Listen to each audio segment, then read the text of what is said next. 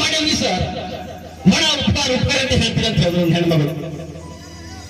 ಅಲ್ಲಿ ಆ ಹೆಣ್ಮಗಳು ಹೇಳ್ದ, ದೇವರು ಅನಂತ ಹೇಳ್ತೀವಿ, ದೇವರಿಗೆ ಯಾಕೆ ನನ್ಗೆ ಹೆಚ್ಚು ಕಷ್ಟ, ದೇವರಿಗೆ ಯಾಕೆ ನನ್ನ ದುಡ್ಡು ನನ್ನ ಗಂಡ ಬಿಡಕ್ ಬಿಡ್ತಾ ಇಲ್ಲ, ದೇವರಿಗೆ ಯಾಕ ನನ್ನ ಗಂಡ ವ್ಯಭಿಚಾರದಲ್ಲಿ ಅದನ್ನು ಬಿಡ್ತಾ ಇಲ್ಲ, ದೇವರಿಗೆ ಯಾಕೆ ಇಂಥ ಕಷ್ಟಗಳು, ದೇವರಿಗೆ ಯಾಕೆ ನನ್ನ ಕಣ್ಣೀರು.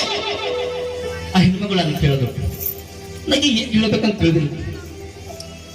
ಹಾಗಂತ ಯೆಶಾಯನ ಬರೆದ ಪ್ರವಾದನೆಗಂತ 59ನೇ ಅಧ್ಯಾಯ ನನ್ನ ನೆನಪಂತು.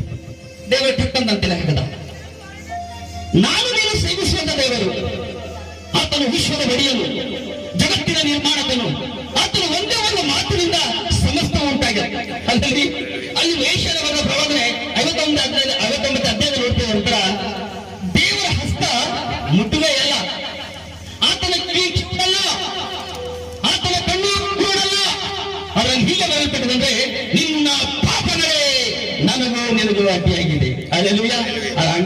ಆ ಅಜ್ಜಿ ಹೇಳ್ದ, ಅಮ್ಮ ನಾನು ನಿನ್ನ ಸೇವಿಸುವ ದೇವರು ಅಷ್ಟು ಸಂಸಾರ ದೇವರು ಅಲ್ಲ.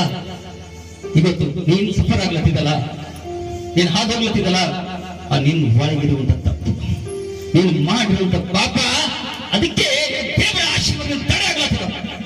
ಹಲ್ಲೆಲೂಯ. ಅದಕ್ಕೆ ದಾವೀದ ಹೇಳ್ತಾನೆ, ನನ್ನ ಮನವೇ ಯೆಹೋವನನ್ನು ಕೊಂಡಾಡು, ನನ್ನ ಸರ್ವೇಂದ್ರಿಗಳೇ ಆತನ ಪವಿತ್ರ ನಾಮವನ್ನು ಕೀರ್ತಿಸಿ. ಆತನು ಮಾಡಿರುವಂತ